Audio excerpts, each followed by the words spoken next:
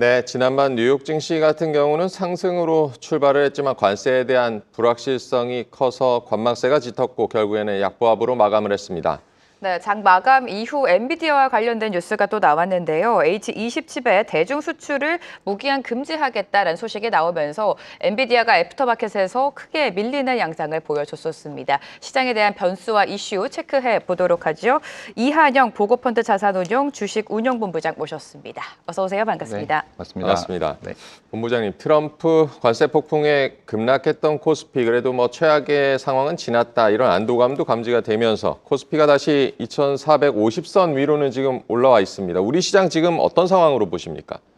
지금 사실 최근 한 1, 2주가 되게 과격하게 막 움직였던 네. 그런 상황인데 이걸 좀 사실 저희는 이제 전 애널리스트보다는 이제 매니저로서 이제 시장 네. 대응하는 사람이다 보니까 그런 측면에서 좀 해석을 해보면 일단 첫 번째로는 이제 심리적인 판단이 한번 휘청거렸다라고 볼 수 있는 것 같고요. 왜냐하면 이제 저희가 트럼프 1기를 경험을 했고 그다음에 2기를 이제 취임하는 과정에서 예고됐던 각종 그 정책들이 다 저희가 예상하고 있던 수준이었기 때문에 네. 그러면 결국은 다시 관세가 협상의 수단이다라고 이제 인식을 하고 있다가 관세를 정작 발표를 했더니 이게 수단이 아니라 정말 결과물로 추구를 하려고 하는 건가라고 네. 되면서 한 번에 이제 일시적으로 투심이 무너지면서 급락이 나왔던 상황이 됐고 근데 이제 그 과정이 또 다시 되돌림이 나오면서 결국은 원래 말했던 관세 공약 그러니까 그게 보편관세 10%였거든요.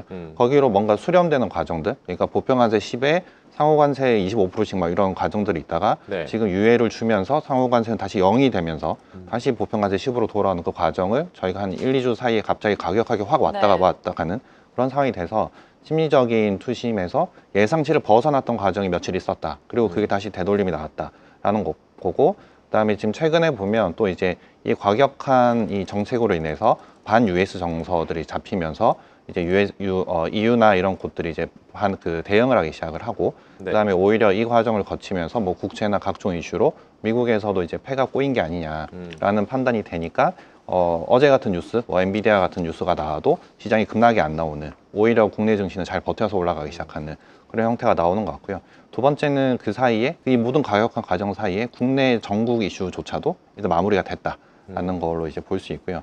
이게 이제 심리적인 이슈를 많이 건드렸던 것 같고 두 번째는 결국은 이제 펀드멘탈이 버텨주냐인 건데 국내 증시가 이제 사실 이번에 무너지기 전이 2,650선 그게 PBR로 이제 한 0.9배선 정도였거든요. 네. 그러니까 어느 정도 지수가 반등이 나온 상태에서 적당한 조정은 기대했던 상황이었는데 이게 같이 쏠리면서 같이 좀 나왔던 상황이 그래도 다시 PBR 0.8배선은 또 버티면서 올라오는 과정이 나왔습니다. 그 말인즉슨 결국은 이번에 저희가 삼성전자 실적부터 시작이 돼서 25년 1분기 실적 시즌이 이제 본격화되는데 사실 지금이 이제 실적이 우상향하는 사이클에 진입을 하거든요. 네. 그러다 보니까 심리적인 이슈는 흔들렸지만 펀드멘탈적인 것들이 버텨내면서 한 번에 또 어제 보면 벌써 또 2,500이 눈앞에 있는 그런 상황이 된 상황이 아닌가라고 생각이 듭니다. 그래서 지금 우리 시장은 그 투심이 한번 흘려 또 왔다 가는 과정을 버텼고 펀드멘탈 확인하는 과정인 거고 이러다 보니까 시장 대응 자체는 사실 관세 이슈 때문에 관세에 직접적으로 영향받으면서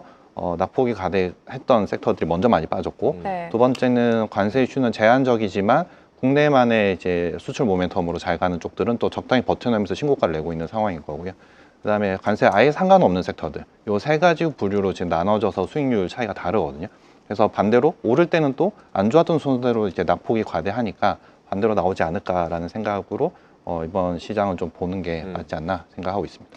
네, 지난 몇 주 동안 관세로 촉발된 불확실성 속에 시장의 변동성이 컸는데 잘 정리를 해주셨습니다. 지금 우리 시장 상승으로 추세를 돌렸다라고 판단하기에는 당연히 이르지만 추세 전환을 하려면 어떤 조건들, 어떤 요건들이 필요하다고 보십니까? 일단 저희가 네. 심플하게 시장을 보면 일단 금리는 일단 통화 정책 자체는 글로벌하게 다 인하 사이클에 네. 진입을 됐고 그다음에 미국도 그렇고 중국도 그렇고 어쨌든 이 모든 것의 결과값이 경기를 부양시키기 위한 재정 확장 정책에서 이제 같은 방향인 거고 그다음에 좀 전에 말씀드린 대로 실적이 우상향하는 사이클에 진입을 했기 때문에 일단 시장 환경 자체는 그렇게 나쁘진 않다. 그러니까 이 펀더멘탈의 숫자적인 입장에서는 네. 나쁘지 않고요. 그다음에 수급도 보면 이번에 많이 빠질 때 보면 결국은 증시 안전판 역할을 연기금이 해줬거든요.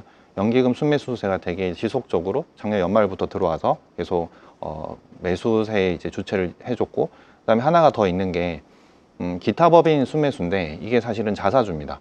그래서 밸류업 때문에 계속 대형주들이 자사주 매수를 계속 하고 있어서 수급적인 역할은 계속 되고 있었다. 그러면 질문하신 것처럼 여기서 바뀌려면 결국은 마지막 남은 게 각종 이슈들을 돌고 돌아서 하나 남은 게 관세 확정이라는 거고, 확정이 되면 이제 환율은 좀 더 안정화되고 외국인 매수세, 그러니까 매도세가 이제 완화되거나 아니면 매수세로 전환되는 과정, 그게 이제 마지막 남은 퍼즐 아닌가라고 생각을 하고 있습니다. 네. 지금 뭐 트럼프 관세 이슈가 오히려 이제 뉴욕 증시의 조정의 빌미가 되기도 했는데요. 우리 투자자분들 중에서는 이제 뉴욕 증시에 투자하시는 분들도 많이 계시고, 미국 증시 전망을 어떻게 보십니까? 그 사실 이번에 빠질 때 보면 그 M7이 되게 많이 빠졌던 네. 상황이거든요. 그래서 이제 국내 투자가분들도 이거 많이 샀던 종목들이긴 한데, 사실 빠질 때 이제 나왔던 핑계들, 그러니까 근거를 보면 미국의 경기 둔화에 대한 우려 때문에 M7 주식이 빠진다라고 얘기를 하는데, 네. 사실은 경기 둔화인 상황인 거면 오히려 이런 테크 기업들은 오히려 반대로 올라야 되는 상황이거든요. 근데 이쪽 종목들, 특히 M7이 더 많이 빠졌다는 거는 결국은 이쪽으로의 이제 새로운 모멘텀이 좀 소진됐다. 예, 그러니까 기업이 나쁘거나 실적이 나쁘거나 이런 개념이 아니라 주식 수익률 측면에서 보면 그동안 성장한 것도 알겠고 실적 잘 나온 것도 알겠는데 새로운 뭔가 없을까가 있어서 그걸 충족 못 시키고 있는 상황인데 주가는 높아져 있고, 그러다가 누군가 팔기 시작하고 시세가 마이너스가 나기 시작하니까 같이 좀 쏠려서 팔아지는, 그러니까 반대로 쏠려서 매수 들어갔던 게 빠져서 나오는 이런 상황이 됐고요. 근데 요거 때문에 어쩌면은 이제 약간 미국 주식 쏠림에 대한 주의 환기가 됐다라고 생각을 하면 약간 요거가 트리거가 돼서 좀 넌 US 쪽으로 자산이 좀 퍼져 나올 수 있는 그런 계기가 된다라고 봐서, 사실 지금 많이 빠졌기 때문에 관세 이슈로 이제 되돌림이 나오면 뭐 사실 M7 주식들이 뭐 나쁜 기업들이 아니기 때문에 자연 반등은 나올 텐데 여기서부터는 이제 투자자별로 이제 조금 약간 갈릴 것 같습니다. 좀 더 미국 외쪽으로 분산하고 싶은 쪽이 나오지 않을까, 예, 그렇게 생각하고 있습니다. 네, 몇 년째 랠리를 이어갔던 빅테크 미증시가 이제는 또 새로운 모멘텀이 부재하다라는 전망 속에 최근에 밀리고 있는 양상입니다. 말씀해 주신 것처럼 비미국 증시 쪽으로 유동성이 좀 풀릴 것 같은데 어느 쪽으로 우리가 보면 좋을까요? 그러니까 지금 결국은 지금 미국과 대응돼서 가는 쪽, 결국은 뭐 두 가지인 거죠. 미국과 대응해서 그냥 싸워서 이기는 쪽이거나 아니면은 미국에서 쓰는 정책에 대해서 낙수 효과를 입는 쪽인데, 저는 사실 뭐 싸워서 있는 쪽은 너무 정치적인 리스크가 크기 때문에 오히려 그 낙수 효과를 잘 보는 쪽인 것 같고요. 그러면 그게 한국 증시가 맞지 않을까라는 생각을 하고 있습니다. 그리고 한국 증시 자체도 지금 사실 그 지금 요 코스피 제가 표 하나 보여드리는 거 보면 사실 이게 코스피 차트인데, 여기에서 제가 이제 밑에 파란색 점선은 그 해의 최저점을 표시해 드린 거고요. 위에 빨간색 점선은 그 해의 최고점의 점선을 말씀드리는 건데, 사실 요 폭이 뭐냐면 그냥 그 해의 코스피 지수 자체가 저점 대비 고점 움직임 폭인 거거든요. 근데 보통 코스피가 뭐 코로나 때를 제외하면 한 20% 내외에서 왔다 갔다 합니다. 그리고 올해도 벌써 한 13% 정도의 지수 범위가 왔다 갔다 한 상태거든요. 그러면 국내 증시는 사실은 이제 이렇게 이 레인지를 제공하는, 그러니까 이 지수의 폭에서의 레인지를 제공하는 타이밍에, 그럼 지금은 사실은 밴드 하단까지 좀 내려와 있으니까 요 레인지는 일단 지수 측면에서 제공이 됐고, 그다음에 아까 말씀드린 대로 실적이 성장하는 섹터들, 그다음에 그 섹터들이 한국에서의 그러니까 미국에서의 낙수 효과를 잘 받을 수 있는 그런 기업들이 이제 국내의 단순 제조업이었던 기업들이 각종 카테고리에서 이제 밸류 체인상 되게 상위단에서 좋은 위치를 차지하고 있는 수출 기업들이거든요. 그런 것들이 뭐 저희가 지금 최근 1, 2년 동안 보고 있는 뭐 하나에어로, 뭐 현대일렉, 뭐 이런 기업들이 대표적인 건데, 이제 그런 쪽으로 저희가 좀 포커스를 맞춰서 중장기로 대응하면 좀 더 낫지 않을까, 그렇게 생각을 하고 있습니다. 네, 얼마 전까지 또 미국 국채 시장이 또 요동치면서 증시도 함께 급락하고 유동성 위기라는 뭐 얘기까지도 나왔었는데요. 이에 따라 이제 연준 같은 경우는 정책 대응을 할 것인가, 이 부분도 관심이 많은데, 침체 내러티브가 좀 확산이 된다면 연준 푸시 나올 가능성 어떻게 보십니까? 연준에서 인하하는 카드 자체가 사실 어떻게 보면 가장 빨리 정책적으로 나올 수 있는 거기 때문에 사실 어떻게 보면 손쉬운 방법이죠. 예, 그래서 나올 수 있을 것 같긴 한데, 지금 이거에 대한 근거들이 뭐 경기 지표가 무너졌다 이런 것들이 아니라 정치 이슈 때문에 왔다 갔다 하는 거라서, 사실은 정치 이슈는 이제 선제 대응보다는 저희가 결과값을 보고 대응하는 측면이 더 강하기 때문에 연준도 이런 측면을 좀 염두에 두고 신중하게 나오지 않을까. 근데 결국은 어차피 올해 저희가 3월달 그 FOMC에서도 점도표로 확인을 했지만 네. 어쨌든 내리는 추세 자체는 맞다라는 거고 그거의 속도의 문제인데 그거는 먼저 대응한다는 거는 조금 카드가 없어지기 때문에 뭐 정치적으로는 약간 압박을 받겠지만 좀 신중하게 나오지 않을까라는 생각입니다. 근데 진짜 안 좋으면 뭐 내릴 수 있다 이렇게 네. 봅니다. 네. 네, 여전히 시장은 연준의 역할을 기대하고 있는 상황입니다. 흔히 금리 인하는 유동성 공급이라고 생각해서 주가가 오를 것이다 이렇게 기대를 많이 하는데 과거 사례를 보면요. 2022년에 금리 인상 시기에 오히려 코스피 지수는 좀 상승기를 보여줬었습니다. 그 배경도 한번 짚어볼까요? 그러니까 아까 네. 봤던 표랑 똑같이 네. 설명을 좀 드리면 요때 그 질문 주신 거랑 똑같이 22년도에부터 22년 3월부터 보면 이제 금리가 인상이 시작됐죠. 네. 그래서 사실 처음 금리 인상을 해서 22년 9월 달까지 그러니까 3.5%까지 금리 인상할 때는 사실 글로벌이 다 패닉이 나와서 많이 빠졌죠. 근데 그 뒤도 보면 미국에서 금리 인상이 본격화됐고 그래서 5.5까지 올라가는 2023년도를 보면 한국장도 사실은 빠지다가 이제 안 빠지기 시작하죠. 왜냐하면 금리에 대한 민감도가 떨어지기 시작했고 네. 오히려 본국이었던 미국에서는 금리 인상 시작했는데 M7 등장하면서 거의 뭐 신고가로 다 쭉쭉 올라가는 상태가 벌어졌기 때문에 사실 지금도 마찬가지입니다. 아까 말씀드린 대로 미국장 빠지는데 이게 경기 침체 이슈냐 그게 아니라는 거죠. 그게 새로운 게 없다라는 거였고 그래서 시장의 키는 결국은 뭐 변동성은 그런 금리나 인플레나 이런 것들이 제공을 하지만 시장의 키는 결국은 성장성에 있다라는 거고 그 성장에 대한 카테고리를 찾아내는 게 지금 가장 핵심이다인 거라고 이제 판단이 되고요. 그다음에 제가 또 하나 보여드리면 네. 요거가 이제 저희가 시장을 보는 그런 키인데 그럼 주가의 원동력, 그러니까 상승 동력이 어디서 나올 거냐인데 사실 지금 되게 어지럽잖아요. 시장에서 막 서로 막 관세 전쟁을 하고 있고 그렇지만 이거를 잘 보면 결국은 서로 테크 전쟁 중이다. 내가 말씀을 드릴 수 있고요. 왜냐하면 뭐 중국도 AI 빅테크 투자 사이클에 진입을 했고 그다음에 미국은 기존에 하고 있던 각종 그 테크 기업들에 앞세워서 이제 방어를 쳐야 되는 상황이 돼서 결국은 패권에 도전하는 쪽들도 테크 전쟁이고 방어하는 쪽도 테크 전쟁이다. 근데 그 테크가 IT랑 에너지 계열 두 가지로 나뉜다라고 저희가 말씀을 드리고 근데 그것들이 되게 한 2, 3년 계속 이 시장을 주도하고 있습니다. 왜냐하면 이게 결이 작은 게 아니라 길게 가는 결이라서 그리고 이것들의 특징이 뭐냐면 저는 이거를 이제 제조업단에서의 베스트 인 클래스 그러니까 저희가 바이오 설명할 때 퍼스트 인 클래스, 베스트 인 클래스라고 있는데 그러니까 퍼스트는 아니지만 제일 잘하는 베스트 인 클래스의 기업들이 다 한국 제조업에 있다라는 거고요.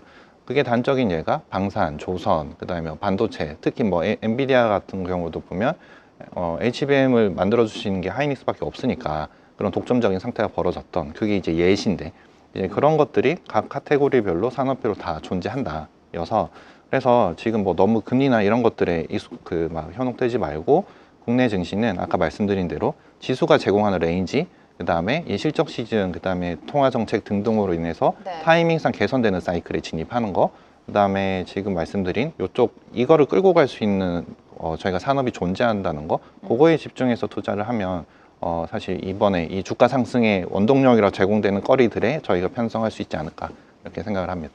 네, 성장성과 실적 개선을 좀 집중해서 보자라는 말씀을 해주셨는데 투자자분들이 가장 궁금한 건 그래서 어떤 섹터, 어떤 업종을 유망하게 보시는지일 것 같습니다. 실적 개선이 기대되는 섹터 어디를 가장 보고 계십니까?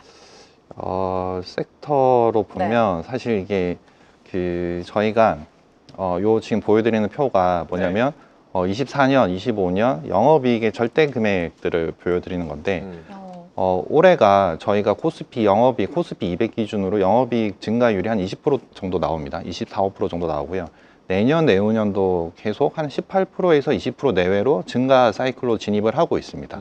그런데 이제 너무 뻔하게 뭐냐면 지금 최근에 단기로 그러니까 보면 반도체 스팟 가격 오르기 시작하고 그러다 보니까 고정 가격도 오르기 시작합니다. 그래서 반도체는 너무나 당연히 그러니까 이번에 3월달 수출 데이터를 봐도 뭐 30%씩 YY로 증액하는 거 보면 잘 나올 수밖에 없는 과정인데 이거는 그냥 국내 증시를 전체 끌고 가는 시총 상위주라는 측면에서 그냥 좀 잘 나와줘야 되는 섹터로 보시면 되고요.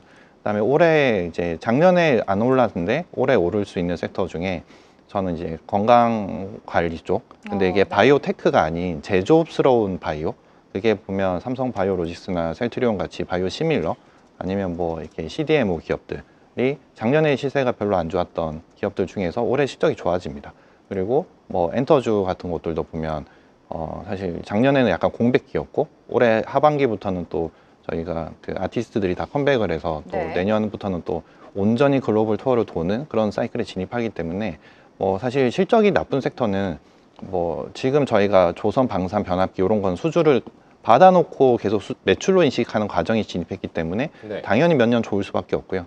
그다음에 작년에 공백이었다가 돌아올 수 있는 섹터 중에 이제 제조업스러운 바이오시밀러, 그 바이오인 바이오시밀러, 특히 뭐 셀트리온 같은 기업들은 올해 영업이익 여기 적힌 거대로 보면 지금 애널리스트 추정치 모아놓은 숫자들 보면 올해 처음으로 삼성 바이오로직스랑 영업이익의 규모 자체가 같아지는 구간이거든요. 그러면 이제 삼성 바이오로직스가 시가총액 80조인데 셀트리온은 지금 40조거든요. 그러면 어딘 둘 다 이익 성장하는 사이클이니까 그 가운데서 붙지 않을까 뭐 이런 생각을 해볼 수 있는 거고요. 근데 요거는 다 실적을 보면서 저희가 체크를 해야 됩니다. 그리고 그 실적이 정말 분출이 되는 시점이 되면 그때 아마 주가가 움직일 텐데 일단은 요런 그림으로 2025년도를 보면 작년에 주도했던 섹터들은 실적이 문제가 없다. 그다음에 삼성전자나 뭐 셀트리온 같이 시총 상위주 중에서 작년에 안 올랐던 기업들이 올해 실적이 좋아질 수 있는 구간이 있다. 그다음에 뭐 여행 레저, 엔터 이런 쪽들도 뭐 작년에 없었던 기업들이 올해 실적이 좋아지는 구간이다라고 보면 사실 어떻게 보면 사야 될 종목들, 그러니까 살 수 있는 종목들의 그 범위가 좀 넓어지죠. 그리고 작년에 안 올랐다라고 하면 올해 약간 모멘텀을 제공할 수 있으니까 뭐 그렇습니다. 그래서 제가 말씀드린 게 꼭 그 종목이 그냥 지금 바로 뛸 거다 이런 개념은 절대 아니고요. 네. 저희가 로직상 그다음에 애널리스트 추정치상 보면 이런 과정이 올해 벌어질 수 있으니 올해 그 시점을 잘 봐서 그 개별 기업들을 좀 스터디를 네. 미리 해놓아서 대응을 하자 그렇게 말씀드리는 겁니다. 네, 결국에 실적 전망이 상향되고 개선되는 섹터들을 주목해 보자라고 정리를 할 수가 있겠고요.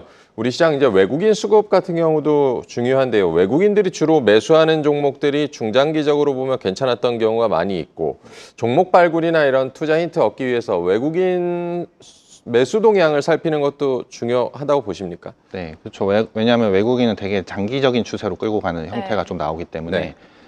그래서 지금 보여드리는 표가 시가총액 비중으로 작년에 1등부터 50등까지 종목을 코스피랑 코스닥에 그냥 순서대로 쭉 그냥 나래비 세운 겁니다. 네. 어떤 뭐 조작을 하는 그런 게 아니라. 그래서 거래소 있는 시총 비중 그대로 긁어내린 건데 사실 이게 숫자가 작아 보여서 뭐 좀 눈에 안 들어올 수 있지만 네. 그러니까 색깔로만 느낌을 받아보시면 네. 작년에 코스피가 9% 빠졌던 상황인데 요 빨간색이 당연히 제가 빨간색 네모표 해놓은 게 두 가지인데 하나는 작년에 수익률이었고요. 하나는 외국인 지분율의 절대 증분 퍼센트입니다. 그래서 보면 사실 다 빨간색이죠. 그러니까 작년에 지수만 놓고 보면 우리는 급락장이었고 외국인이 줄창 팔아대는 한국 시장이었는데 이렇게 딱 놓고 시가총액 1등부터 50등 코스피 코스닥 합친 걸 놓고 보시면 그냥 다 빨간색이거든요. 딱 두 개만 마이너스 파란색인데 뭐냐면 삼성전자랑 2차 전지였습니다. 왜냐하면 실적이 안 나오니까 였었고요. 근데 그 1등부터 50등까지 사실 시가총액 변화도 되게 많이 나타났죠. 그러니까 그 작년에 뭐 등에 많이 만들었던 어제 사실 종가 기준으로 하나 에어로가 6등까지 올라갔거든요. 시가총액. 그다음에 한 2, 3주 전에도 시가총액 3등이 종가 기준 한번 바뀌었죠. 삼성 바이오로직스가 3등이 되고 LG 엔솔이 밀려 내려왔고 그다음에 장중에 셀트리온이 한 5등 잠깐 갔다가 또 내려왔던 상황들이 지금 끊임없이 시가총액에서 전쟁들이 벌어지고 있거든요. 카테고리들이 또 딱딱딱 떨어지는 게 바이오, 밸류업, 그다음에 조선, 방산, 변압기 이런 쪽으로. 그래서 뭐 단적인 얘기 두산 에너빌리티 같은 것들 작년에 우리는 정치 이슈로 너무 안 건드렸지만 외국인은 정말 몇 년째 사고 있는 주식들인 겁니다. 그게 공교롭게 아까 말씀드린 테크 전쟁에서 낙수 효과를 볼 수 있는 한국에서 제조업 딴에서의 베스트 인 클래스 종목들 집중돼 있거든요. 그래서 그런 결이 어떻게 나타나는지를 계속 보시는 게 되게 좋고 그다음에 이게 사실 저희가 너무 한두 달짜리 수익률을 보면 지금 시장이 너무 짧고 굵은 조정이 계속 동반되기 때문에 사실 힘들 수 있는데 이렇게 좀 긴 시계열로 보시면 괜찮을 것 같고요. 이게 이제 작년치라고 하면 올해 건데 사실 마찬가지입니다. 마찬가지인데 작년이랑 올해가 좀 이거는 3월 31일자 종가 기준으로 제가 정리한 건데 네. 작년이랑 올해는 좀 다른 건 뭐냐면 아까 말씀드린 대로 작년에 안 올랐던 종목에 대해서 외국인이 사는 종목들이 나오기 시작합니다. 그게 아까 말씀드렸던 그런 섹터들이고 그래서 요런 추세에서 뭐 좀 저희가 같이 편성할 수 있는 거 그리고 요런 게 힌트가 돼서 저희가 공부를 할 수 있는 이제 모멘텀을 제공한다라고 봤을 때 주목하셔야 된다라고 이제 말씀을 드릴 수 있습니다. 네, 외국인의 수급 동향을 살피면서 투자 포인트를 잡아가자라는 말씀을 해주셨는데 공매도 이야기도 한번 해보고 싶습니다. 지금 공매도가 제기된 지 한 2주 정도 지난 것 같은데 수급이 좀 돌아올 것이라고 기대를 했습니다만 관세라는 불확실성 여러 가지 매크로 변수 때문에 아직까지 그 영향은 좀 미비한 것 같습니다. 공매도 재개가 시장에 미치는 영향 어디까지 보고 계십니까?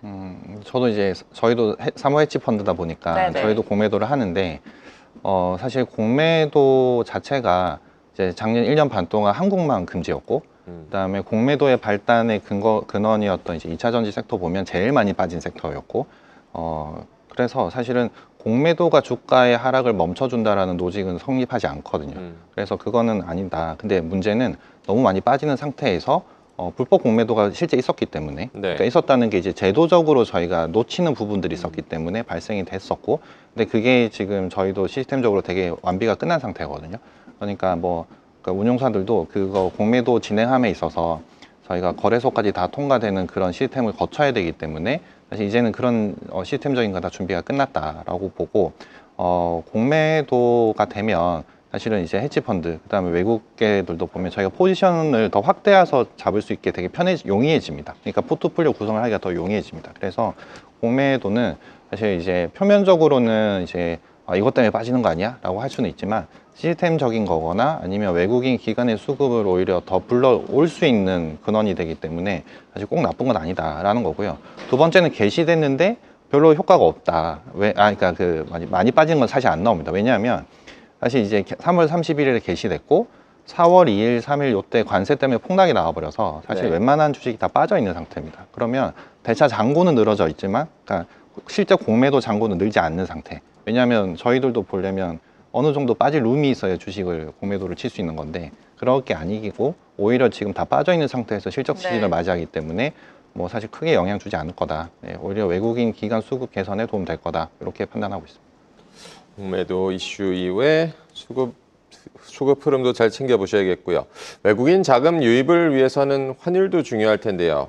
최근에 환율 보면은 변동성도 그렇게 작은 편은 아니고 아직 우리 시장의 우호적인 수준도 아닌 것으로 좀 보이는데 환율 같은 경우는 어떻게 전망하십니까? 환율은 결국 악재가 반영된 걸 되돌리는 과정을 버텨낼 건데 네. 사실 저희가 트럼프가 처음에 11월 정도 언제쯤에 저희가 이제 당선될 때 네. 1,430원, 20원 사이에 왔다 갔다 했었고 그다음에 지금 1,890원, 1,490원까지 갔다가 그다음에 지금 다시 되돌림하고 있는데 그 과정에 보시면 결국은 관세 이슈가 발생했을 때 캐나다, 멕시코는 오히려 상대적으로 강세 근데 한국만 더 약세였거든요. 네. 이유는 결국 한국 정국의 불안이었다라고 생각을 하고 헌재에서 판결 나오는 그 순간에 장중에 바로 1,430원까지 빠졌다가 네. 관세 이슈 벌어지면서 90원까지 돌렸던 상황이라 결국은 전국의 이슈는 그 50원이었다라고 판단이 되고 지금 다시 트럼프 전으로 돌렸고 그러니까 대선으로 돌렸고 이 상태에서 관세 확정되고 실적 개선세 나오면 사실 이 언저리에서 좀 더 강세 쪽 그러니까 원화의 강세 쪽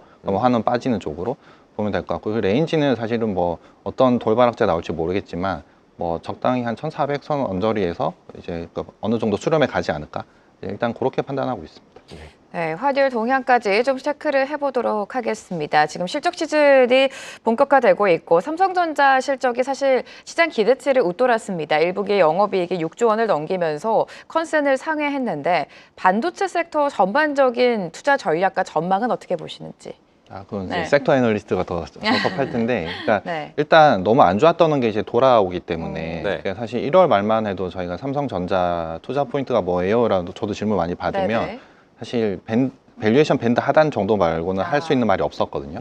근데 2월 달부터 보면 일단 많이 빠진 거는 계속 동일하고, 그다음에 오너의 사고 리스크가 되게 많이 완화가 됐고, 세 번째부터는 이구환신 등등으로 반도체 재고 소진이 되면서 스팟 가격이 오르기 시작을 했거든요. 그러면 소위 말해서 그 레거시 반도체 가격 인상이 발생이 시작이 되고 있는 상태라 그러면 사실은 방향성은 잡혔다라고 보고 그러면 이제 지금 바텀 아웃에서 이제 턴어라운드 하는 컨셉으로 반도체 섹터들은 괜찮을 것 같고요. 근데 하이닉스는 좀 다른 얘기죠. 왜냐하면 계속 좋았던 게 좋아지는 과정인 거고 삼성전자는 아니었던 부분이 이제 돌아오는 부분이라 결합되면 사실 실적은 문제가 없다.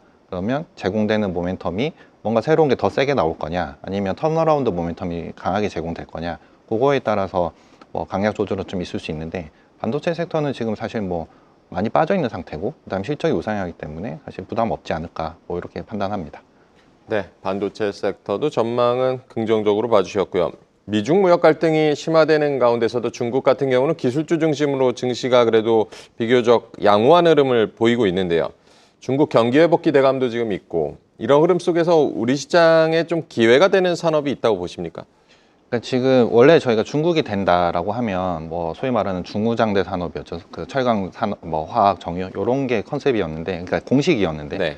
근데 사실 지금은 중국도 이제 그 사이클이 아니거든요. 그러니까 중국도 AI 빅테크 투자 사이클이기 때문에 결국은 하이테크로 가야 되는 건데 그거에 대해서는 각종 규제들이 있고 이러다 보니까 사실 직접적인 뭐 수혜는 사실 좀 덜하죠. 덜한데 사실 레거시 반도체 그다음에 미국에서 이구환신 정책 등으로 재고 소진이 됨에 있어서 저희가 수혜 받을 수 있는 것들이 결국은 레거시 반도체 정도이지 않을까라고 생각을 하고요. 근데 결국은 이게 내수 부양 경기 부양체이기 때문에 거기에서 파생돼서 한 달이 더 건너가서 중국 경기 회복이 내수 회복이라고 하면 그거에 의해서 발생하는 소비주들 그러면 결국 다시 한국은 한알령 관련된 그런 주식들이거든요. 그래서 레거시 반도체랑 한알령 쪽으로 집중하는 게 중국 투자 포인트에서는 좀 편하다고 이제 판단하고 있습니다. 네, 지금 4월장 중반 정도 지났습니다. 간단하게 이번 시장 투자 전략 좀 세워주실까요? 저는 그러니까 이제 한국장은 저희가 코스피가 사실은 이제 올라주면 제일 좋은데 네. 그러니까 각종 이슈로 계속 박스권 형태를 만들어내거든요. 어. 그래서 그냥 심플하게 그냥 PBR 0.8배선 2,400이고 0.9배선은 2,650이고 한 배선이 3,000입니다. 이게 저희가 퀀트나 이런 걸로 이제 나오는 숫자상 그런 게임인데 그럼 그 0.8이 0.9가 가는 폭이 사실 네. 10%가 좀 넘는 지수상으로는 10% 넘는 폭이거든요. 이걸 밴드 정도로 설정을 하고 그다음에 국내 실적이 올라가는 거 앞에서 설명드렸던 낙수 효과를 잘 받는 거 그래서 그냥 대응법을 한 줄 요약하면 그냥 한국 제조업에서의 베스트 인 클래스들을 그냥 집중적으로 업종 대표주들로 저희가 이제 대응을 하자인 거고요. 지금 보여드리는 이 장표가 마지막이 될 것 같은데 요 위에 이제 쭉 옆으로 긴 시계열로 보면 이게 코스피 개장 이래로 지금까지의 차트입니다. 네. 그리고 그 밑에는 제가 일부러 그 구간별로 저희가 큰 테마들 그 다음에 그 시장의 가장 큰 주제거리에 대해서 업종 대표주들을 적었는데 가운데 신흥국 성장 시대 때는 당연히 철강 주식이었죠. 뭐 처음에 올랐을 때야 포항제철이었고 지금은 포스코홀딩스인 거고 그다음에 중국 소비 시대 뭐 아니면 지금 IT 4차 혁명 시대 뭐 그럴 때는 또 하이닉스 같은 게 좀 움직였고 최근에는 보면 엄청 긴 세월 동안 소위 못 오르고 있던 주식이 급등하는 게 나오죠. 하나이어로 같은 거. 그래서 그 시대에 맞는 업종 대표주를 잘 찾아내는 게 국내 증시 대응법의 가장 핵심이다. 여서 지금 사실 어지럽고 그다음에 어디서 어떻게 저희가 하루하루 막 이렇게 왔다 갔다 하면 괜히 매매만 하다가 손실 많이 나는 상태가 나와서 그러지 말고 지금 국내 증시는 앞에 말씀드린 대로 뭐 테크 전쟁 중이지만 국내의 수에는 제조업단에서 베스트 인 클래스에 집중하면 저희가 일정 수준 좀 길게 끌고 가면 당연히 실적대로 숫자가 올라가는 주가는 당연히 그쪽이 기결될 거라 그렇게 대응을 하자라는 게 이제 생각입니다. 네, 심플하게 박스권 밴드를 설정해놓고 제조업 대표주로 대응을 해보자라고 조언을 해주셨습니다. 오늘 이한영 보구펀드 자산운용 주식운용 본부장과 함께했습니다. 고맙습니다. 네, 고맙습니다. 계속해서 다양한 경제 이슈를 알고 싶다면 구독과 좋아요, 알림 설정 부탁드립니다. AI 캐스터 권미정이었습니다.